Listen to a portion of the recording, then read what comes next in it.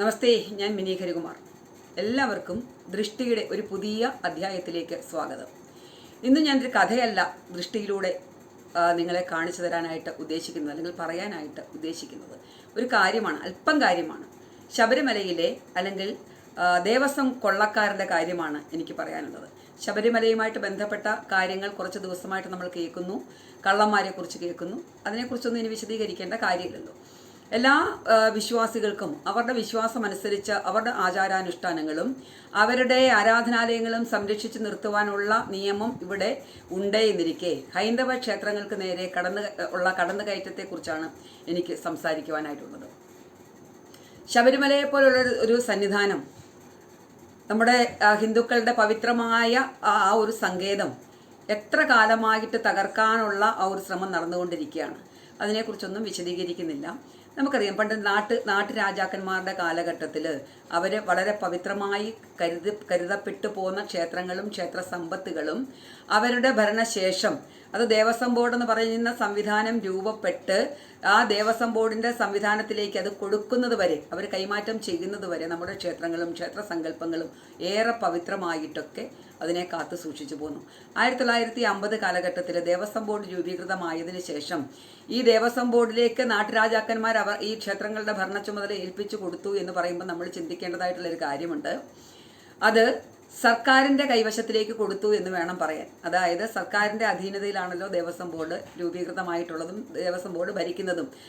അതാത് കാലഘട്ടത്തിൽ ഭരിക്കപ്പെടുന്ന സർക്കാരുകൾ ആരാണോ അവരുടെ പ്രതിനിധികളാണ് ഈ ദേവസ്വം ബോർഡിലെ ഈ പറയുന്ന ദേവസ്വം ബോർഡിൻ്റെ ഭരണാധികാരികളായിട്ട് വരുന്നതെന്നുള്ള കാര്യം നമുക്കറിയാം. അതുകൊണ്ട് തന്നെ വിശ്വാസികളോ അവിശ്വാസികളോ എന്ന് നോക്കാതെ തന്നെ ഇവരുടെ പ്രതിനിധികളെ ആ ദേവസ്വം ബോർഡിൻ്റെ ലേബലിൽ ക്ഷേത്ര ഭരണ ചുമതല ഏൽപ്പിച്ചു തുടങ്ങിയതോടുകൂടി ഹൈന്ദവ ക്ഷേത്രങ്ങളുടെ അധപ്പതനം ആരംഭിച്ചു എന്നുള്ളതാണ് സത്യം. നമുക്കറിയാം, ശബരിമല ഉൾപ്പെടെ 1240 ക്ഷേത്രങ്ങളുടെ ഭരണം തിരുവിതാംകൂർ ദേവസ്വം ബോർഡിനും വടക്കുന്നാഥനും ചോറ്റാനിക്കരയും തൃപ്രയാറും അടങ്ങുന്ന മധ്യ കേരളത്തിലെ 413 ക്ഷേത്രങ്ങളുടെ ഭരണം കൊച്ചിൻ ദേവസ്വം ബോർഡിനുമാണുള്ളത്. അതേപോലെ തന്നെ ഉത്തര കേരളത്തിലെ 1337 ക്ഷേത്രങ്ങളുടെ ഭരണ ചുമതല മലബാർ ദേവസ്വം ബോർഡിനാണ് ഉള്ളത് നമുക്കറിയാം. ഇനി ഇതിലൊന്നും പെടാതെ, അതായത് ഏറ്റവും കൂടുതൽ വരുമാനമുള്ള ക്ഷേത്രമായിട്ടുള്ള ഏറ്റവും പ്രശസ്തമായ ക്ഷേത്രമായിട്ടുള്ള ഗുരുവായൂർ ക്ഷേത്രവും അതേപോലെ തന്നെ മധ്യ കേരളത്തിലെ മറ്റൊരു ക്ഷേത്രമായിട്ടുള്ള കൂടൽമാണിക്യ ക്ഷേത്രവും ഒക്കെ അതായത് സ്വതന്ത്രമായ ദേവസ്വം ബോർഡുകളുടെ അധീനതയിൽ പ്രവർത്തിച്ചുകൊണ്ടിരിക്കുന്നു. നമുക്കറിയാനായിട്ട് സാധിച്ചിട്ടുള്ളത് പ്രതിവർഷം 1000 കോടി രൂപയോളം വരുമാനം ഈ ക്ഷേത്രങ്ങൾക്കൊക്കെ ഉണ്ടെന്ന് അറിയാനായിട്ട് സാധിച്ചത്. അതെന്തുമായിക്കൊള്ളട്ടെ, അതുകൊണ്ട് ഹിന്ദുവിന് യാതൊരു തരത്തിലുള്ള പ്രയോജനങ്ങളില്ല എന്ന് നമുക്കറിയാം. നമുക്ക് ശബരിമലയിലേക്ക് വന്നാൽ നമുക്ക് മനസ്സിലാക്കുന്ന ഒരു കാര്യം, ശബരിമലയിലെ വിലമതിക്കാനാകാത്ത കോടിക്കണക്കിന് രൂപയുടെ സ്വർണ്ണ ഉരുപ്പടികൾ അടക്കമുള്ള വിലമതിക്കാനാകാത്ത സ്വത്തുക്കൾ നഷ്ടപ്പെട്ട സംഭവ വികാസങ്ങളാണ് ഇപ്പോൾ നടന്നുകൊണ്ടിരിക്കുന്നത്. അതിലൊരു ഉണ്ണികൃഷ്ണൻ പോറ്റി, അതായത് ചെറിയ മീനായ ഉണ്ണികൃഷ്ണൻ പോറ്റിയെ വലിയ സ്രാവുകൾ ഇങ്ങനെ ഉണ്ണികൃഷ്ണൻ പോറ്റിയെ മാത്രം മുമ്പിൽ നിർത്തി കളിക്കുന്ന കളികൾ നമ്മൾ കണ്ടുകൊണ്ടിരിക്കുകയാണ്. എനിക്ക് പറയാനുള്ളത്, ഈ ശബരിമലയിൽ നിന്ന്, അതായത് ഇത്രയധികം സുരക്ഷാ സംവിധാനങ്ങളുള്ള ശബരിമലയിൽ നിന്ന് ഇത്രയധികം വിലപിടിപ്പുള്ള വസ്തുക്കൾ നഷ്ടപ്പെട്ടത് ദേവസ്വം ബോർഡോ ദേവസ്വം ബോർഡിൻ്റെ ഉദ്യോഗസ്ഥന്മാരോ അതുമായിട്ട് ബന്ധപ്പെട്ട സർക്കാരോ അറിഞ്ഞില്ല എന്ന് അവർ പറയുന്നത് സാധാരണപ്പെട്ട അരിയാഹാരം കഴിക്കുന്ന ഹിന്ദുക്കൾക്ക് വിശ്വസിക്കാൻ സാധ്യമല്ല എന്നുള്ളത് മാത്രമല്ല, പണ്ട് കുറച്ച് കാലങ്ങൾക്ക് മുമ്പ് നമ്മൾ ഈ ശബരിമലയിൽ നിന്നും ഈ പണം എണ്ണി തിട്ടപ്പെടുത്തി മാറ്റുന്ന ആ സ്ഥലത്ത് നിന്നും ഏതോ ഒരു വിരുദ്ധൻ ഒരു 500 രൂപയുടെ നോട്ട് മരദ്വാരത്തിൽ ഒളിപ്പിച്ച് കടക്കാൻ ശ്രമിച്ചപ്പം അതുപോലും കണ്ടെത്തി പിടിച്ച ആ ഒരു സിസ്റ്റം ശബരിമലയിലുണ്ട്. അത്രയധികം സിസ്റ്റം, അതായത് ഗുഹ്യഭാഗത്ത് ഒളിപ്പിച്ചു കൊണ്ടുപോയ ഒരു 500 രൂപ നോട്ട് അതുപോലും കണ്ടുപിടിക്കാൻ സൗകര്യമുള്ളപ്പോൾ ഇത്രയധികം വലിയ കട്ടള ഉൾപ്പെടെയുള്ള കിലോ കണക്കിന് ഉള്ള സ്വർണം എങ്ങനെയാണ് അവിടുന്ന് കടത്തിക്കൊണ്ടുപോയത്? എന്തൊക്കെയാണ് അവിടെ നിന്ന് നഷ്ടപ്പെടാതെയുള്ളത് എന്നൊക്കെ നമ്മൾ ചിന്തിക്കണ്ടേ? ഞാൻ പറഞ്ഞു വന്നത് എന്താണെന്ന് ചോദിച്ചാൽ, ഈ അവസരത്തിൽ സാധാരണ ഹിന്ദുവായിട്ടുള്ള അല്ലെങ്കിൽ ഒരു അയ്യപ്പ വിശ്വാസിയായിട്ടുള്ള എൻ്റെ ചിന്ത, അല്ലെങ്കിൽ സാധാരണക്കാരായിട്ടുള്ള ആൾക്കാരുടെ ചിന്തകൾ പോകുന്നത്, കാലാകാലങ്ങളിൽ നമ്മെ ഭരിച്ചുകൊണ്ടിരിക്കുന്ന ദേവസ്വം ബോർഡ് കൊണ്ട് നമ്മെ ഭരിച്ചു മുടിപ്പിക്കുക എന്നുള്ളതല്ലാതെ, ക്ഷേത്രങ്ങൾ ഭരിച്ചു മുടിപ്പിക്കുക എന്നുള്ളതല്ലാതെ നന്നാക്കുക എന്ന് പറഞ്ഞൊരു സംവിധാനം ഉണ്ടതായിട്ട് നമുക്ക് ചരിത്രത്തിൽ കേൾക്കാനായിട്ട് സാധിച്ചിട്ടില്ല. നമുക്ക് ഈ ഈ ഈ സന്ദർഭത്തിൽ ചിന്തിക്കാനുള്ള പ്രധാനപ്പെട്ട കാര്യം, കുറച്ച് വർഷങ്ങൾക്ക് മുമ്പ് നമ്മുടെ സർക്കാരിൻ്റെ സ്പോൺസർഷിപ്പിൽ നടത്തിയ നവോത്ഥാന പ്രക്രിയയുടെ ഭാഗമായിട്ടുള്ള സ്ത്രീ പ്രവേശനം എന്ന് പറയാൻ പറ്റത്തില്ല, യുവതീ പ്രവേശനം. അതായത് ശബരിമലയിലേക്ക് യുവതികളെ പ്രവേശിപ്പിച്ചുകൊണ്ട് അവിടെ ഈ പറയുന്ന നവോത്ഥാനം സൃഷ്ടിക്കാൻ നടന്ന ശ്രമം, ആ ശ്രമത്തിൻ്റെ എന്തിനാണ് അങ്ങനെ അത് ചെയ്തതെന്ന് എല്ലാവരും ചോദിച്ചു. കാരണം ഇത്ര കാലവും ഇല്ലാത്ത ഒരു സംവിധാനം, അല്ലെങ്കിൽ എന്തെങ്കിലും പ്രയോജനം വേണം. അവിടെ യുവതീ പ്രവേശനം കൊണ്ട് നാട്ടിൽ എന്തെങ്കിലും ഗുണം വേണം. നാട്ടിലെ സ്ത്രീകൾക്ക് മൊത്തം തൊഴിൽ ലഭിക്കുമോ? അതല്ലെങ്കിൽ നാട്ടിലെ പട്ടിണി മാറുമോ? ഇതിൽ എന്താണ് അതുകൊണ്ട് ഉദ്ദേശിക്കുന്നതെന്ന് അറിയില്ല. കുറേ വിപ്ലവങ്ങൾ ഉണ്ടാക്കാം, അല്ലെങ്കിൽ കുറേ അടിയും പിടിയും കേസും ഒക്കെ ഉണ്ടാക്കിയിട്ട് സർക്കാരിൻ്റെ ഖജനാവിലേക്ക് പണം സമ്പാദിക്കാമെന്നല്ലാതെ കണ്ട് എന്താ അതുകൊണ്ടുള്ള ലക്ഷ്യം എന്നൊക്കെ അന്ന് ആൾക്കാർ ചോദിച്ചു. പക്ഷേ അതുകൊണ്ടുള്ള ലക്ഷ്യം നമുക്കിപ്പോൾ ബോധ്യപ്പെട്ടിരിക്കുന്നു. ഈ യുവതീ പ്രവേശനത്തിൻ്റെ മറവിൽ സർക്കാർ അല്ലെങ്കിൽ ഈ നമ്മുടേതായിട്ടുള്ള ദേവസ്വം ബോർഡിൻ്റെ ചിന്തയും അതിനെ ഭരിക്കുന്നവരുടെ ചിന്തയും പോയത് ശബരിമലയെ ഒന്നടങ്കം കൊള്ളയടിച്ചു കൊണ്ടുപോരുക എന്ന് പറഞ്ഞ ബുദ്ധിയുടെ ഭാഗമാണ് ഈ ശബരിമലയിലെ യുവതീ പ്രവേശനവും. ആ ശബരിമലയിലെ യുവതീ പ്രവേശനവുമായിട്ട് ബന്ധപ്പെട്ട് വളരെ വലിയ കോലാഹലങ്ങൾ ഉണ്ടാക്കി, ലഹളകൾ സൃഷ്ടിച്ച് ആ ലഹളയെ ശബരിമലയിലേക്ക് വലിച്ചേച്ച് ഭക്തന്മാരെ പ്രകോപിപ്പിച്ച് ശബരിമല മുഴുവൻ എന്താ പറയുന്ന ഒരു യുദ്ധക്കളമാക്കി മാറ്റി. ആ യുദ്ധക്കളത്തിലെ യുദ്ധത്തിനിടയിൽ കൂടെ നമ്മുടെ ക്ഷേത്ര സ്വത്തുവകകൾ അടിച്ചു മാറ്റുവാനുള്ള സർക്കാരിൻ്റെയും ദേവസ്വം ബോർഡിൻ്റെയും അടവ് നയങ്ങളിൽ ഒന്നായിരുന്നു ആ സ്ത്രീ പ്രവേശനം എന്ന് നമ്മൾക്ക് ഇപ്പോൾ ബോധ്യമാവും. ഇപ്പോൾ ബോധ്യമാവാൻ കാരണം സർക്കാർ നടത്തിയ ഈ ആഗോള അയ്യപ്പ സംഗമം തന്നെ എടുത്താൽ മതി. അതായത് യുവതീ പ്രവേശനം സർക്കാരിൻ്റെ അജണ്ടയിൽ ഉണ്ടായിരുന്നുവെങ്കിൽ, അത് അവർ ആത്മാർത്ഥമായിട്ട് ചെയ്തതായിരുന്നുവെങ്കിൽ, ഈ ആഗോള അയ്യപ്പ ഭക്ത സമ്മേളനത്തിൽ അവർ എന്തായാലും പ്രതിനിധികളായിട്ട് ഈ ബിന്ദു അമ്മിണിയെയും കനകദുർഗയെയും അതേപോലെയുള്ള രഹന ഫാത്തിമയെയും ഒക്കെ ക്ഷണിക്കുമായിരുന്നു. അവരും പാവങ്ങൾ ചിന്തിച്ച് കാണും, എന്തെങ്കിലുമൊക്കെ വലിയ വലിയ കാര്യങ്ങൾ ചെയ്തു കൊടുക്കുന്ന ഉടനെ അവരെ ഒരു ആദരിക്കുന്ന പരിപാടി ഉണ്ടല്ലോ. അപ്പോൾ ഈ ആഗോള അയ്യപ്പ ഭക്ത സമ്മേളനത്തിൽ, പമ്പയിൽ നടക്കുന്ന ആ വലിയ സമ്മേളനത്തിൽ അവരെ ഒരു ഷാളിട്ട് ഇങ്ങനെ സ്വീകരിക്കുമെന്നൊക്കെ അവർ ചിന്തിച്ചിട്ടുണ്ടാവും. എന്തായാലും സർക്കാർ അവരെ ആ സമ്മേളനത്തിലേക്ക് ക്ഷണിച്ചില്ല. അപ്പോൾ അവർക്കതിനകത്ത് പങ്കെടുക്കാൻ താല്പര്യമുണ്ട് എന്ന് അറിയിച്ചുകൊണ്ട് സർക്കാരിന് ലെറ്റർ കൊടുക്കുമ്പം സർക്കാർ തൽക്കാലം യുവതീ പ്രവേശനവുമായിട്ട് ബന്ധപ്പെട്ട് മുമ്പോട്ട് പോകാനെ കൊണ്ട് ആഗ്രഹിക്കുന്നില്ല എന്ന മറുപടി അവർക്ക് കൊടുത്തതായിട്ട് ബിന്ദു അമ്മിണി എവിടെയോ പറയുന്നതായിട്ട് കേട്ടു. നമുക്കിതിനകത്ത് നിന്ന് ചിന്തിക്കേണ്ട കാര്യം, ഈ ശബരിമലയിലെ വസ്തുവകകൾ കൊള്ളയടിക്കുന്നതിനായിട്ട് അരങ്ങേറിയ നാടകത്തിൽ അവർ പോലും അറിയാതെ ബിന്ദു അമ്മിണിയും അതല്ലെങ്കിൽ കനകദുർഗയും ഒക്കെ ഭാഗമാക്കാകുകയായിരുന്നു എന്നുള്ളതാണ്. അവരെ പ്രലോഭിപ്പിച്ചിട്ട് അവരെ ശരിക്കും പറഞ്ഞാൽ സർക്കാരും അതേപോലെയുള്ള ദേവസ്വം ബോർഡും അതുമായിട്ട് ബന്ധപ്പെട്ട ബാക്കിയുള്ളവരും അവരെ വെറും ടൂൾസായിട്ട് ഉപയോഗിക്കുകയായിരുന്നു. അവരുടെ ആവശ്യം എന്തായിരുന്നു, അത് നേടിക്കഴിഞ്ഞതിന് ശേഷം ആ ഉപകരണങ്ങൾ അവർ വലിച്ചെറിഞ്ഞു എന്നുള്ളതാണ് സത്യം. അതിൻ്റെ ഭാഗമായിട്ടുള്ള ഒരു കാര്യങ്ങളിലും, കേസുകൾ ഉൾപ്പെടെയുള്ള കാര്യങ്ങളിലോ അല്ലെങ്കിൽ അവർക്ക് നേരിടേണ്ടി വന്ന ബാക്കി അവസ്ഥകൾക്കോ ഒന്നും സർക്കാരോ അവരെ കൊണ്ടുപോയവരോ അവർക്ക് കൂട്ടുനിന്നില്ല എന്നൊക്കെ അവർ സങ്കടത്തോടു കൂടി പറയുന്നത് കേട്ടു. എന്തായാലും അവരുടെ ലക്ഷ്യം യുവതീ പ്രവേശനമായിരുന്നില്ല എന്നുള്ള കാര്യം ഇനിയെങ്കിലും നമ്മുടെ നാട്ടിലെ സ്ത്രീജനങ്ങൾ മനസ്സിലാക്കണമെന്നാണ് എനിക്ക് ഒന്നാമതായിട്ട് പറയാനുള്ളത്. പിന്നെ രണ്ടാമതൊരു കാര്യം എന്താണെന്ന് ചോദിച്ചാൽ, നമ്മളെല്ലാവരും ഈ കഴിഞ്ഞ ദിവസം ചാനലിൽ കണ്ട ഒരു കാര്യമാണ്, ദേവസ്വം ബോർഡിൻ്റെ പ്രതിനിധിയുമായിട്ടുള്ള ചാനൽ ചർച്ചയിൽ എന്തിനാണ് ഇത്രയധികം കോടിക്കണക്കിന് രൂപ, അതായത് ദേവസ്വം ബോർഡിൻ്റെ ദേവസ്വത്തിൻ്റെ ഫണ്ട് ഉപയോഗിച്ച് കോടിക്കണക്കിന് രൂപ ഉപയോഗിച്ചിട്ട് ഈ പഞ്ചനക്ഷത്ര സൗകര്യം ഒരുക്കിക്കൊണ്ട് പമ്പയിൽ അങ്ങനെ ഒരു അയ്യപ്പ ഭക്ത സമ്മേളനം ആളില്ലാത്ത സമ്മേളനം നടത്തുവാനായിട്ട് ഇവർ കാണിച്ചു കൂട്ടിയ കോപ്രായങ്ങൾക്ക് എന്തിനാണ് ഇത്രയധികം ആഡംബരങ്ങൾ, അതായത് പഞ്ചനക്ഷത്ര സൗകര്യങ്ങൾ ഒരുക്കിയത് എന്ന് ചോദിച്ചപ്പോൾ ദേവസ്വം ബോർഡിൻ്റെ പ്രതിനിധി പറഞ്ഞത്, വിദേശ രാജ്യങ്ങളിൽ നിന്ന് പോലും ആളുകൾ വരുന്നുണ്ട്, അവർ അതേപോലെ വലിയ ആളുകളാത്രേ, ആ വരുന്ന ആളുകൾക്ക് അതിനനുസരിച്ചിട്ടുള്ള സുഖ സൗകര്യങ്ങൾ പമ്പയിൽ ഒരുക്കി കൊടുക്കണ്ടേ എന്നാ ചോദിച്ചത്. പമ്പയിൽ അവർക്ക് അതിനനുസരിച്ചിട്ടുള്ള സുഖ സൗകര്യങ്ങൾ പമ്പയിൽ ഒരുക്കി കൊടുക്കണ്ടേ, അതേപോലെ അവർക്ക് സ്പെഷ്യലായിട്ട് അയ്യപ്പനെ കാണാനുള്ള സൗകര്യവും ഒരുക്കി കൊടുക്കണ്ടേ. അവർ ഈ ശബരിമലയുടെ അംബാസഡർമാരായിട്ട് ആണത്രേ വരുന്നത്. അവർക്കപ്പോൾ ആ സുഖ സൗകര്യങ്ങൾ ഒരുക്കി കൊടുത്തില്ല എങ്കിൽ അവരെങ്ങനെ നമ്മോടൊപ്പം നിൽക്കും എന്നാ ചോദിച്ചത്. അപ്പോൾ അത് ചെയ്തത് തെറ്റായിപ്പോയോ എന്ന് രോഷം കൊണ്ട് ചോദിക്കുന്നത് കേട്ടു. എനിക്ക് ആ വിഡ്ഢി കൂഷ്മാണ്ടത്തോടെ ഒന്നേ പറയാനുള്ളൂ, നിങ്ങളെ ഉദ്ദേശിക്കുന്നത് പോലെ ശബരിമലയിലേക്ക് ഒരു അംബാസഡർ അല്ലെങ്കിൽ ഈ പറയുന്ന ശബരിമലയ്ക്ക് പ്രശസ്തി കൂട്ടിക്കൊടുക്കാൻ വേണ്ടിയിട്ട് ലോകത്ത് മുഴുവൻ ശബരിമലയെക്കുറിച്ചും അയ്യപ്പനെക്കുറിച്ചും അറിയിക്കാനായിട്ട് ഒരുത്തൻ്റെയും സഹായം ആവശ്യമില്ല. മറിച്ച് അയ്യപ്പസ്വാമി എന്ന് പറയുന്ന പരമ്പൊരുൾ ലോകം മുഴുവൻ, വിശ്വം മുഴുവൻ നിറഞ്ഞു നിൽക്കുന്ന ചൈതന്യമാണ്. ആ ചൈതന്യത്തെ അറിഞ്ഞ് അതിൻ്റെ മഹത്വം ഉൾക്കൊണ്ട് വരുന്ന ആളുകളാണ് അവിടെ ഉള്ളത്. ഇപ്പോഴും വിദേശത്തു നിന്നും അനേകം ആളുകൾ ഈ സമയത്തും അവിടെ വന്ന് പോകുന്നുണ്ട്. പിന്നെ അവർക്ക് വേണ്ടുന്ന സൗകര്യങ്ങൾ ഒരുക്കി കൊടുക്കണ്ടേ എന്ന് ചോദിച്ചാൽ പറയാനുള്ളത്, നിങ്ങൾക്കറിയില്ല എന്താണ് ശബരിമല യാത്ര, അല്ലെങ്കിൽ എന്താണ് ഓരോ അയ്യപ്പനും ശബരിമലയിലേക്ക് വരുന്നതിൻ്റെ ലക്ഷ്യം എന്ന് നിങ്ങൾക്കറിയില്ല.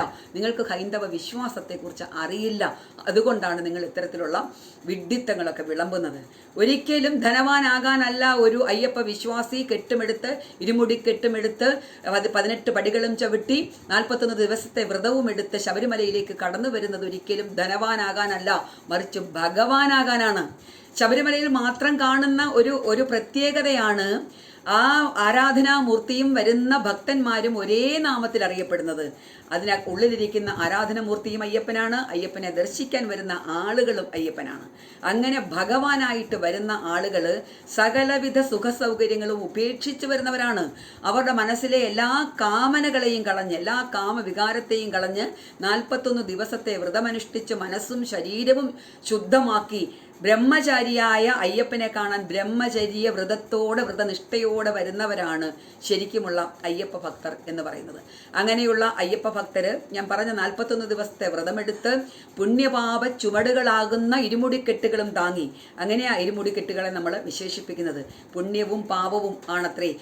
അതാണ് സങ്കല്പം. അതായത് ഒരു ഇരുമുടിക്കെട്ടിന്റെ മുൻപിലെ ഭാഗത്ത് ഭഗവാന് അർപ്പിക്കാനുള്ള വസ്തുക്കളും അതിൻ്റെ പിന്നിലെ കെട്ടില് ഭക്തന്റെ ഭൗതിക കാര്യത്തിനുള്ള വസ്തുക്കളും നിറച്ച് ശബരിമലയിലേക്ക് യാത്ര തിരിക്കുമ്പം ആധ്യാത്മികതയുടെ ചുവട് പിടിച്ച്, അല്ലെങ്കിൽ ആ മുന്നിൽ ആത്മീയതയെ നിറച്ചുകൊണ്ട്, അല്ലെങ്കിൽ ഭഗവാന്റെ കൈ പിടിച്ചുകൊണ്ട് ഭക്തൻ ഭൗതിക ജീവിതം നയിക്കുന്നു എന്നുള്ള വിശ്വാസത്തിന്റെ പുറത്താണ് ഇരുമുടിക്കെട്ടുകൾ, ആ പുണ്യവും പാവവും എന്നുള്ള ആ ഒരു വിശ്വാസത്തോടു കൂടി ഇരുമുടിക്കെട്ടുകളുമായിട്ട് ഭക്തൻ മല ചവിട്ടുന്നത്. ആ സമയത്ത് കൊടും വനത്തിലൂടെ പോകുമ്പോഴുള്ള ശരണം വിളി, അയ്യപ്പൻ തിന്തകത്വവും ഹരിഹരനന്ദനൻ തിന്തകത്വവും അല്ലെങ്കിൽ സ്വാമി തിന്തകത്വവും എന്നൊക്കെ പറഞ്ഞു പോകുമ്പം അയ്യപ്പൻ എൻ്റെ അകത്തും സ്വാമി നിൻ്റെ അകത്തും ഹരിഹരനന്ദനൻ നിൻ്റെ അകത്തും എന്ന് പറഞ്ഞാണ് അവർ പോകുന്നത്. സ്വാമിയെ ശരണം, നീ അല്ലാതെ യാതൊരു വിധത്തിലുള്ള ആശ്രയവും ഞങ്ങൾക്കില്ല അയ്യപ്പ എന്നുള്ള ശരണം വിളികളുമായിട്ട് ഓരോ ഭക്തനും മല ചവിട്ടുമ്പം ആ ശരണം വിളി തത്വചിന്താപരമായിട്ട് നോക്കിയാൽ നമുക്ക് കാണാൻ സാധിക്കുന്നത്, ആ ശരണം വിളി കൊണ്ട് ഭക്തന്റെ മനസ്സിനുള്ളിലുള്ള ദുഷ്ടമൃഗങ്ങളായിട്ടുള്ള കാമം, ക്രോധം, മോഹം, ലോഭം എന്നിവയെ അകറ്റി അവനെ ശുദ്ധനാക്കുന്നതിനും, അതേപോലെയുള്ള പുറമേയുള്ള ഉറക്കെയുള്ള ശരണം വിളി കാട്ടുമൃഗങ്ങളെ അകറ്റി ഓടിക്കുന്നതിനുമായിട്ടാണ് എന്ന് നമുക്ക് കാണാൻ സാധിക്കും. അങ്ങനെ മനസ്സ് മുഴുവൻ ഈ ശരണം വിളികൾ കൊണ്ട് ഊർജ്ജസ്വലമാക്കി അയ്യപ്പനെ അങ്ങനെ പ്രതിഷ്ഠിച്ച് അയ്യപ്പനെ ഹൃദയത്തിൽ അങ്ങോട്ട് ആവാഹിച്ചെടുത്ത് മല ചവിട്ടി തത്വസോപാനം എന്ന് പറയുന്ന 18 പടികളും ചവിട്ടി ആ മുകളിലേക്ക് ചെല്ലുമ്പം ആ സ്വാമിക്ക് അല്ലെങ്കിൽ ആ അയ്യപ്പന് കാണുവാൻ സാധിക്കുന്ന വാക്കാണ് തത്വമസി. അത് തത്വം അസി, അത് നീയാണ്. നീ ആരെയാണോ തിരക്കി അന്വേഷിച്ചു വരുന്നത് അത് നീയാണ്, അതായിക്കഴിഞ്ഞു നീ എന്ന് പറയുന്നു. അവിടെ ഭക്തനും ഭഗവാനും ഒന്നാകുന്ന ഒരു സന്നിധാനമാണ്. അവിടെ ജാതി വ്യവസ്ഥയില്ല, മറ്റു യാതൊരു തരത്തിലുള്ള ഭിന്ന ഭേദങ്ങളുമില്ലാതെ സ്വാമിയും ഭക്തനും ഭഗവാനായിട്ട്, എല്ലാവരും ഭഗവാനായിട്ട് മാറുന്ന കാഴ്ച അവിടെ കാണുവാനായിട്ട് സാധിക്കും. ഇരുമുടിക്കെട്ടിനുള്ളിലെ നെയ്ത്തേങ്ങ നിറച്ചുകൊണ്ട് പോകുന്നു എന്ന് പറയുമ്പം ആ നെയ്ത്തേങ്ങ കാമനകൾ കൊണ്ട് കട്ട പിടിച്ച മനസ്സാണ്, ഭക്തന്റെ മനസ്സിനെയാണ് അത് സൂചിപ്പിക്കുന്നത്. അതിനുള്ളിലെ നെയ്ത്തേങ്ങ ഭക്തന്റെ ഭക്തിയാണ്, അയ്യപ്പന്റെ, അതായത് ആ പോകുന്ന സ്വാമിമാരുടെ ഭക്തിയാണ്. ആ ഭക്തിയാകുന്ന വെണ്ണ അല്ലെങ്കിൽ നെയ്യ് ഭഗവാനിലേക്ക് അഭിഷേകം ചെയ്ത് കഴിയുമ്പം ഭഗവാനും ഭക്തനും ഒന്നാകുന്ന സുമുഹൂർത്തമാണ് അവിടെ നടക്കുന്നത്. അല്ലാതെ കണ്ട് ഇതേപോലെയുള്ള പഞ്ചനക്ഷത്ര സൗകര്യങ്ങൾ ഒരുക്കി അവരെ സുഖലോലുപരാക്കുന്ന ഒരു ഇടമാക്കാനല്ല ഹിന്ദുവിന് ശബരിമല തീർത്ഥാടനം കൊണ്ട് ഉദ്ദേശിക്കുന്നത്. അതൊരു മോക്ഷമാർഗമാണ്. ഹിന്ദുവിനെ സംബന്ധിച്ച് അല്ലെങ്കിൽ മനുഷ്യരെ സംബന്ധിച്ച് ഈശ്വരനിലേക്ക് എത്താനുള്ള ഏറ്റവും വലിയ എളുപ്പ വഴിയാണ് ശബരിമല യാത്ര എന്ന് പറയും. നരനെ നാരായണനാക്കുന്ന മോക്ഷമാർഗമാണ് ഹിന്ദുത്വം എന്ന് പറയുന്നത്.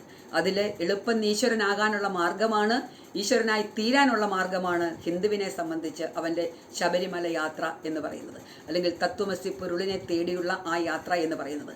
അവിടെ അവൻ സുഖഭോഗങ്ങൾ ഉപേക്ഷിച്ച് എല്ലാ തരത്തിലുള്ള കാമനകളെയും ഉപേക്ഷിച്ച് അവൻ ഓരോ ഭക്തനും ആ ശബരിമലയിലേക്ക് എത്തുന്നത് ഭഗവാൻ എന്ന് പറയുന്ന സത്യത്തെ ഒരു നോക്ക് കാണാനാണ്. അവൻ്റെ സങ്കടങ്ങളും ആവലാദികളും എല്ലാം ആ തൃപ്പാദങ്ങളിൽ സമർപ്പിക്കാനായിട്ട് അവൻ വന്ന് നിൽക്കുമ്പം അവിശ്വാസികളായിട്ടുള്ള മന്ത്രിമാരും അവിശ്വാസികളായിട്ടുള്ള ദേവസ്വം ഓഫീസർമാരും അതേപോലെയുള്ള ആളുകളും വന്ന് നിന്ന് അയ്യപ്പസ്വാമിക്ക് പുറം തിരിഞ്ഞു നിന്ന് ഭക്തന്റെ ദർശനം പോലും മുടക്കുന്ന കാഴ്ചയാണ് നമുക്ക് ഇവിടെ കാണുവാനായിട്ട് സാധിക്കുന്നത്. ഇത്തരത്തിലുള്ള അനാചാരങ്ങളും അതല്ലെന്നെങ്കിൽ അവർക്ക് ഒറ്റ ലക്ഷ്യം മാത്രമേ ഉള്ളൂ, എത്രയും കൂടുതൽ ആളുകളെ ശബരിമലയിൽ എത്തിക്കുക, എത്രയും കൂടുതൽ പൈസ ഭണ്ഡാര പെട്ടിയിലേക്ക് വീഴുക, അല്ലെങ്കിൽ കിട്ടുന്ന മുതലുകളെല്ലാം അടിച്ചു മാറ്റിക്കൊണ്ടുപോവുക എന്ന് പറയുന്ന ഒരൊറ്റ ലക്ഷ്യമേ അവർക്കുള്ളൂ. ചെല്ലുന്ന ഭക്തനതല്ല, അവൻ്റെ ഹൃദയം നിറയെ അയ്യപ്പനാണ്. നമുക്കിപ്പോൾ കാണുവാനായിട്ട് സാധിക്കുന്നത് ഹൈന്ദവ ക്ഷേത്രങ്ങൾ എല്ലാം അവിശ്വാസികൾ കയറിപ്പറ്റാനായിട്ടുള്ള മത്സരങ്ങളാണ്. ഹൈന്ദവ ക്ഷേത്രങ്ങളിലെ ഭരണസമിതിയുടെ തിരഞ്ഞെടുപ്പ് നടക്കുമ്പം ചില ആളുകൾ, വിശ്വാസികളല്ലാത്ത ആളുകൾ, അവർ ഇടിച്ചു കയറിയിട്ട് അവരതിൻ്റെ ഭരണസമിതി പിടിച്ചടക്കുവാനുള്ള നിർദ്ദേശങ്ങൾ അവർക്ക് കിട്ടിക്കഴിഞ്ഞു. ഓരോ ക്ഷേത്രങ്ങളും ഭരിക്കാനായിട്ട് അവർ വെമ്പൽ കൊള്ളുകയാണ്. അവർക്ക് ഈശ്വര വിശ്വാസമില്ല, പക്ഷേ അവർക്ക് ക്ഷേത്രത്തിൻ്റെ ഭരണം ആവശ്യമാണ്. അന്ത്യത്തിരി വെക്കാനായിട്ട് നിവർത്തിയില്ലാത്ത ക്ഷേത്രങ്ങളുടെ ഭരണം അവർക്ക് വേണ്ട, മറിച്ച് ആദായമുള്ള ക്ഷേത്രങ്ങളുടെ ഭരണം മതി അവർക്ക്. നമ്മൾ ചിന്തിക്കേണ്ട ഒരു കാര്യം, കുറേ നാളുകൾക്ക് മുമ്പ് ഈ ശബരിമലയുടെ തന്നെ അയ്യപ്പൻ്റെ തിരുവാഭരണങ്ങൾ പന്തളത്തല്ല സൂക്ഷിക്കേണ്ടത്, പന്തളം കൊട്ടാരത്തിന് അതുമായിട്ട് ബന്ധമില്ല എന്ന് പറഞ്ഞ് ആ തിരുവാഭരണങ്ങൾ കൈക്കലാക്കാനുള്ള ഒരു ശ്രമവും അടുത്ത കാലത്ത് നടക്കുകയുണ്ടായി. ഇങ്ങനെ ഓരോ കാര്യങ്ങളും അടിച്ചു മാറ്റി ശബരിമലയെ തന്നെ അടിച്ചു മാറ്റുവാനാണ് ആഗോള അയ്യപ്പ സംഗമം അവിടെ നടത്തിയതെന്നുള്ള കാര്യത്തിൽ നമുക്ക് യാതൊരു വിധത്തിലുള്ള തർക്കവുമില്ല. ഇതേപോലെയുള്ള ആഡംബര സംവിധാനങ്ങളൊക്കെ കൊടുത്ത് അംബാസഡർമാരായിട്ട് ഇവർ വിദേശത്ത് നിന്ന് ആളുകളെ കൊണ്ടുവരുമ്പം ബഹുമാനപ്പെട്ട ദേവസ്വം ബോർഡിൻ്റെ പ്രസിഡന്റും അതുമായിട്ട് നിൽക്കുന്ന ഉദ്യോഗസ്ഥന്മാരും ബഹുമാനപ്പെട്ട ഭരണ സംവിധാനത്തോട് മൊത്തം ചോദിക്കുന്നത്, നിങ്ങൾ ശബരിമലയെ വികസിപ്പിച്ച് സുഖസൗകര്യങ്ങൾ കൊടുത്ത് ഈ പോക്ക് പോയാൽ നിങ്ങൾ ശബരിമലയിൽ പഞ്ചനക്ഷത്ര വേശ്യാലയങ്ങൾ പണിയാൻ നിങ്ങൾ മടിക്കില്ല, നിങ്ങൾക്ക് എങ്ങനെയാണെങ്കിലും പണം മതി, അവിടേക്ക് മദ്യവും മദിരാശിയും മയക്കുമരുന്നും ഒക്കെ ഒഴുക്കിയിട്ട് നിങ്ങളുടെ ഒരു വ്യവസായ സ്ഥാപനമാക്കി മാറ്റിയെടുക്കാനാണ് ശ്രമമെങ്കിൽ അത് നടക്കില്ല. കാരണം അയ്യപ്പസ്വാമി എന്ന് പറയുന്ന സത്യം ധർമ്മം അനുസരിച്ച്, അതായത് ധർമ്മമൂർത്തിയാണ്. ആ മൂർത്തിയുടെ മുമ്പിൽ നിങ്ങൾക്ക് പിടിച്ചു നിൽക്കാനായിട്ട് സാധിക്കില്ല സാറുമാരെ. നമുക്കറിയാം, നിങ്ങളുടെ ആഗോള അയ്യപ്പ ഭക്ത സമ്മേളനത്തിൽ നിങ്ങളുടെ ഒരു ഫോട്ടോ നമ്മുടെ മാധ്യമങ്ങളിലൂടെ പ്രചരിക്കുന്നത് കണ്ടു. ബഹുമാന്യായ മുഖ്യമന്ത്രിയും ബഹുമാന്യായ ദേവസ്വം മന്ത്രിയും ബഹുമാന്യായ ദേവസ്വം ബോർഡ് പ്രസിഡന്റും എല്ലാം കൂടെ കൂടിയിട്ട് അവരുടെ എല്ലാവരുടെയും കയ്യിൽ ഒരു ചെറിയ അയ്യപ്പ വിഗ്രഹം ഇങ്ങനെ ഉയർത്തി അവരിങ്ങനെ നിൽക്കുന്ന ഒരു ചിത്രം കണ്ടു. ആ ചിത്രം നമുക്കുള്ള മുന്നറിയിപ്പാണ്. കാരണം ഈ അയ്യപ്പ ഭക്ത സമ്മേളനം, അതായത് ആഗോള അയ്യപ്പ ഭക്ത സമ്മേളനത്തോട് കൂടിയിട്ട് ഞങ്ങൾ ശബരിമലയിലെ അയ്യപ്പനെ തന്നെ എടുക്കും എന്ന് ഉള്ള മുന്നറിയിപ്പാണ്. അയ്യപ്പനെ തന്നെ ഞങ്ങൾ ഞെടുക്കുക എന്നുള്ള ആ ഒരു മുന്നറിയിപ്പാണ് നമുക്കവർ തന്നിരിക്കുന്നത്. എല്ലാ ക്ഷേത്രങ്ങളിലേക്കും ഇങ്ങനെയുള്ള കടന്നുകയറ്റം ആയി കഴിഞ്ഞു. ഇനിയും ഉറങ്ങിയിരുന്നാൽ ഈ കള്ളന്മാർ ഈ അയ്യപ്പനെ മാത്രമല്ല മുഴുവൻ ഹൈന്ദവ ദൈവങ്ങളെയും അടിച്ചു മാറ്റും എന്ന് പറയുന്നതിൽ സംശയമില്ല. നമ്മൾക്കൊരിക്കലും അയ്യപ്പനെ സംരക്ഷിക്കേണ്ട, നമുക്ക് അയ്യപ്പന് സംരക്ഷണം കൊടുക്കേണ്ടവരല്ല നമ്മൾ. കാരണം അയ്യപ്പനെ സംരക്ഷിക്കാൻ അയ്യപ്പൻ അറിയാം. പക്ഷേ സ്വത്തുവകകൾ, ആ സമ്പത്ത് ഭക്തൻ്റെതാണ്, ഹിന്ദു വിശ്വാസികളുടേതാണ്. അവരുടെ സങ്കടങ്ങളെല്ലാം പറഞ്ഞ് ഭഗവാന്റെ ആ ചൈതന്യത്തിന് മുമ്പിൽ സമർപ്പിക്കുന്നത് ഹൈന്ദവ സമാജത്തിൻ്റെ ഉയർച്ചയ്ക്ക് വേണ്ടി കൂടിയാണ്. ആ ഒരു ഭഗവാന്റെ അല്ലെങ്കിൽ ക്ഷേത്രത്തിൻ്റെ ഉയർച്ചയ്ക്ക് കൂടിയാണ്. പക്ഷേ ഇത്രയധികം കോടിക്കണക്കിന് രൂപകൾ വരുന്ന ആ സന്നിധാനത്തിൽ ശരിയായ ഒരു ടോയ്ലറ്റ് സംവിധാനം പോലും ഒരുക്കി ഭക്തന് സൗകര്യം ചെയ്തു കൊടുക്കാത്ത ആളുകളാണ് വിദേശത്ത് നിന്നും വരുന്നവർക്ക് പഞ്ചനക്ഷത്ര സൗകര്യങ്ങൾ ഒരുക്കി കൊടുത്തെങ്കിലെല്ലാം ഈ പറയുന്ന അവരൊക്കെ ഇനിയും ഇതുപോലെയുള്ള പബ്ലിസിറ്റിക്ക് വേണ്ടിയിട്ട് അവരുടെ കയ്യിൽ നിന്നും ഒരുപാട് ആളുകൾ വന്ന് ശബരിമലയെ വികസിപ്പിക്കാൻ എന്നാണ് നമ്മുടെ സർക്കാരിൻ്റെയും നമ്മുടെ ദേവസ്വം ബോർഡിൻ്റെയും ചോദ്യം. ഈ കൊള്ളയിൽ നിന്ന് അല്ലെങ്കിൽ ഈ കള്ളത്തരത്തിൽ നിന്ന് ഈ പറയുന്ന ദേവസ്വം കൊള്ളയിൽ നിന്ന് ഒരുത്തർക്കും ഒഴിഞ്ഞു മാറാൻ സാധിക്കില്ല. ഇതിനു മുന്നേ ഇരുന്ന ദേവസ്വം ബോർഡ് പ്രസിഡന്റ് മിസ്റ്റർ പത്മകുമാറിനായാലും ഇപ്പോഴുള്ള മിസ്റ്റർ പ്രശാന്തിനായാലും അതേപോലെ ഓരോ ദേവസ്വം മന്ത്രിക്കായാലും മുഖ്യമന്ത്രി അടക്കമുള്ള ഭരണ സംവിധാനങ്ങൾക്ക് മുഴുവൻ ഈ ഒരു കവർച്ചയിൽ നിന്നും മാറി നിൽക്കാൻ പറ്റില്ല. എല്ലാവരും കള്ളന്മാരാണ്. എൻ്റെ പ്രിയപ്പെട്ട എന്നെ കേൾക്കുന്ന എൻ്റെ പ്രിയപ്പെട്ട സഹോദരങ്ങൾ ചിന്തിക്കണം. ഒരു കേസ് കൊടുത്തത് കൊണ്ടോ പ്രക്ഷോഭം നടത്തിയത് കൊണ്ടോ ഈ കള്ളന്മാരെ ശിക്ഷിക്കുമെന്നോ തൂക്കിക്കൊല്ലുമെന്നോ നിങ്ങൾ കരുതണ്ട. കാരണം അവരത്രയധികം ശക്തന്മാരാണ്. കൊള്ളയടിച്ച മുതലുകളുമായിട്ട് ഇങ്ങനെ എന്താ പറയുക, കൊഴുത്തു തടിച്ച് ജീവിതം പുഷ്ടിപ്പെടുത്തുന്നവരാണ് അവരോട് ഒരു സാധാരണ അയ്യപ്പ ഭക്ത വിശ്വാസി എന്നുള്ള നിലയിൽ ഹൃദയം നൊന്ന് എനിക്ക് പറയാൻ ഒരൊറ്റ കാര്യമേ ഉള്ളൂ. നിങ്ങൾക്ക് ഇതിലും ഭേദം റോഡിൽ തോർത്ത് വിരിച്ചിരിക്കുന്നതാണ്, ഭിക്ഷ എടുക്കുന്നതാണ് ഇതിലും നല്ലത്. ഇങ്ങനെ സ്വന്തം, അതായത് ഹൈന്ദവ ഹിന്ദുക്കളുടെ പേരും വെച്ച് ഹിന്ദുക്കളുടെ മാനം കെടുത്താൻ, അല്ലെങ്കിൽ ആ ഒരു ഹൈന്ദവ സംവിധാനത്തെ തന്നെ തച്ച് തകർക്കാനായിട്ട് മറ്റൊരു മതസ്ഥരുമല്ല ചെയ്യുന്നത്, നിങ്ങളാണ്. നിങ്ങൾക്ക് ഈ അയ്യപ്പൻ്റെ അല്ലെങ്കിൽ അമ്പലം കൊള്ള ചെയ്യുന്നതിനെക്കാട്ടിലും നിങ്ങൾക്ക് യോജിക്കുന്ന പണി ഭിക്ഷയെടുത്ത് ജീവിച്ചൂടെ? ഇതിലും എത്രയോ ഭേദമാണ് തെരുവ് തെണ്ടുകളായിട്ട് ജീവിച്ചുകൂടെ എന്നാ എനിക്ക് നിങ്ങളോട് ചോദിക്കാനുള്ളത്. ഒരു കാര്യം കൂടി ഓർമ്മിപ്പിക്കാം. ഒരു പക്ഷേ നിങ്ങളെ ഭഗവാൻ നിങ്ങൾക്ക് നിങ്ങളുടെ അതിൻ്റെ പേരിൽ, ഗർവിൻ്റെ പേരിൽ നിങ്ങളെ ഒരു പക്ഷേ നിയമം സംരക്ഷിച്ച് നിർത്തിയേക്കാം. ഒരു പക്ഷേ നിങ്ങൾ അറസ്റ്റ് ചെയ്യപ്പെട്ടിട്ടില്ലേക്കാം, അല്ലെങ്കിൽ നിങ്ങൾ ആരെങ്കിലും നിരപരാധികളെ കൊടുത്ത് രക്ഷപ്പെട്ടേക്കാം. എങ്കിലും ഓർക്കുക, അയ്യപ്പൻ സത്യമാണ്. ഭഗവാൻ എന്ന് പറയുന്ന ആ ധർമ്മത്തിൻ്റെ മൂർത്തിയുണ്ടല്ലോ, നിങ്ങളെ വെറുതെ വിടാനായിട്ട് ഉദ്ദേശിച്ചിട്ടില്ല. നോക്കൂ, നിങ്ങൾ അതിൻ്റെ ശിക്ഷ നിങ്ങളും നിങ്ങളുടെ വരുന്ന തലമുറയും അനുഭവിക്കും എന്നുള്ള കാര്യത്തിൽ യാതൊരു വിധത്തിലുള്ള തർക്കവും വേണ്ട. അടുത്ത ജന്മം നീയൊക്കെ പട്ടിയായിട്ട് ജനിക്കും, തെരുവ് പട്ടിയായിട്ട് ജനിക്കും. തെരുവ് പട്ടിയായിട്ട് ജനിക്കുമെന്ന് പറയാൻ കാരണം, തെരുവ് പട്ടിക്ക് റോഡിൽ കൂടെ പോകുന്നവരുടെ എല്ലാവരുടെയും ഏറുകൊള്ളേണ്ടതായിട്ട് വരും. എറിഞ്ഞ് കാലൊടിക്കും നാട്ടുകാർ. എറിഞ്ഞ് കാലൊടിച്ചാൽ നിങ്ങൾക്കപ്പോൾ പ്രതിഷേധിക്കാനായിട്ട് ഒരൊറ്റ മാർഗമേ ഉണ്ടാവുള്ളൂ. ഏതെങ്കിലും കണ്ണിൽ കാണുന്ന സർവേക്കല്ലിൽ മൂത്രമൊഴിച്ച് നിങ്ങൾക്ക് പ്രതിരോധിക്കാം. അതിനപ്പുറത്തേക്ക് നിങ്ങൾ നോക്കണ്ട. നിങ്ങൾ അനുഭവിക്കുമെന്ന് മാത്രമേ സാധാരണ ഒരു ഹൈന്ദവ വിശ്വാസി എന്നുള്ള നിലയിൽ എനിക്ക് പറയാനുള്ളൂ. അയ്യപ്പനെ കൊള്ളയടിക്കുന്നവർക്ക്, ക്ഷേത്രങ്ങൾ കൊള്ളയടിക്കുന്നത് അമ്പല കള്ളന്മാർ സൂക്ഷിക്കുക. ഹിന്ദു സമാജം എന്നും ഇങ്ങനെ ഉറങ്ങിയിരിക്കുമെന്ന് നിങ്ങൾ കരുതരുത്. നിങ്ങൾക്ക് നേരെ ഒന്ന് ആഞ്ഞടിച്ചാൽ അനുഭവിക്കും, അത്രമാത്രമേ പറയാനുള്ളൂ. ഇനിയെങ്കിലും എൻ്റെ പ്രിയപ്പെട്ട ഹിന്ദു സമാജത്തിൻ്റെ എൻ്റെ സഹോദരങ്ങളെ, രാഷ്ട്രീയ ചിന്തയും ജാതി ചിന്തയും വിട്ട് ഏതെങ്കിലും ഒരു രാഷ്ട്രീയക്കാരന് 4 വോട്ട് വാങ്ങിച്ചു കൊടുക്കാനുള്ള ആ തത്രപ്പാടിൽ നിന്ന് മാറി സ്വന്തം സമാജത്തെ സംരക്ഷിച്ചു നിർത്താൻ, സ്വന്തം ആരാധനാ സമ്പ്രദായത്തെ സംരക്ഷിച്ചു നിർത്തിയില്ല എങ്കിൽ വരുന്ന തലമുറയോട് നിങ്ങൾ മറുപടി പറയേണ്ടി വരും എന്ന് മാത്രം പറഞ്ഞുകൊണ്ട്, അമ്പലക്കള്ളന്മാരെ എന്താ പറയുക, അടിച്ചു വാരി കളഞ്ഞ് ഈ കള്ളക്കാപട്യത്തെ കല്ലെറിഞ്ഞോടിച്ച് ദേവസ്വം ബോർഡിൻ്റെ ഭരണത്തിൽ നിന്നും ആ ഭരണം യഥാർത്ഥ ഭക്തന്മാരുടെ കൈകളിലേക്ക് എത്തിക്കുവാനുള്ള പ്രവർത്തനങ്ങൾ ചെയ്യുവാൻ നിങ്ങൾ ഓരോരുത്തർക്കും ജഗദീശ്വരൻ ശക്തി തരട്ടെ, അതിനുള്ള സദ്ബുദ്ധി തരട്ടെ എന്ന് മാത്രം പറഞ്ഞുകൊണ്ട് നിർത്തുന്നു. നമസ്തേ.